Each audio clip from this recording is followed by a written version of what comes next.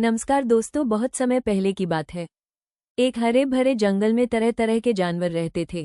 वहाँ शेर, हाथी, बंदर, हिरण, खरगोश और बहुत से पक्षी रहते थे। सब अपने अपने काम में खुश रहते। जंगल के बीचों बीच एक बड़ा तालाब था, जहाँ सब जानवर पानी पीने आते थे। उस जंगल में एक छोटा बंदर भी रहता था। उसका नाम था मोती। मोती बहुत चंचल और शरारती था। पेड़ों पर कूदना, लटकना और खेलना उसका सबसे प्यारा काम था। लेकिन एक कमी थी, वो बहुत अधीर था। कोई काम धैर्य से नहीं करता था। अगर कुछ मन मुताबिक न होता तो तुरंत गुस्सा हो जाता। दूसरी ओर उसी जंगल में एक बड़ा हाथी रहता था। उसका नाम था गजानन। गजानन बहुत शांत और समझदार था।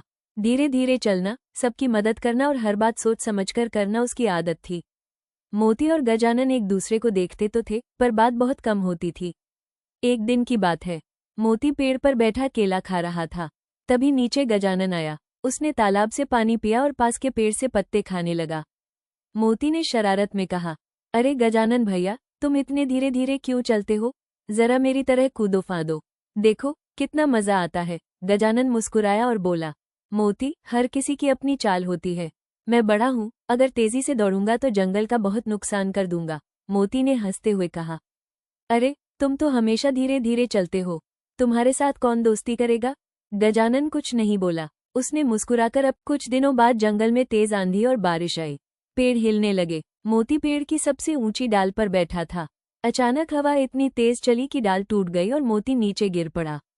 मोती डर गया और जोर जोर से चिल्लाने लगा, बचाओ बचाओ, मेरी मदद करो। पास ही गजानन खड़ा था। उसने तुरंत अपने मजबूत सूंड से मोती को उठाया और धीरे से सुरक्षित जगह पर बैठा दिया।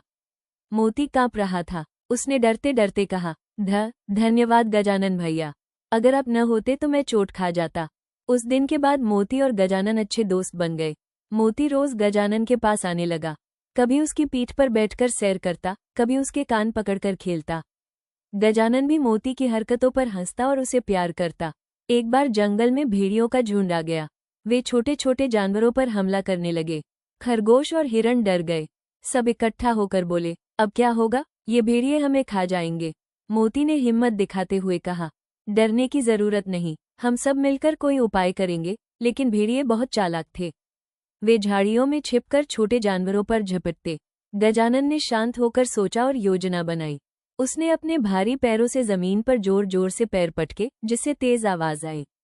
फिर उसने अपनी सूंड से बड़े बड़े पेड़ हिलाए। डरकर भेड़िए भाग गए। मोती पेड़ों से कूद कूद कर चिल्लाने लगा, भागो भागो, हाथी भैया आ गए हैं। भेड़िए डर गए और जंगल छोड़कर भाग गए।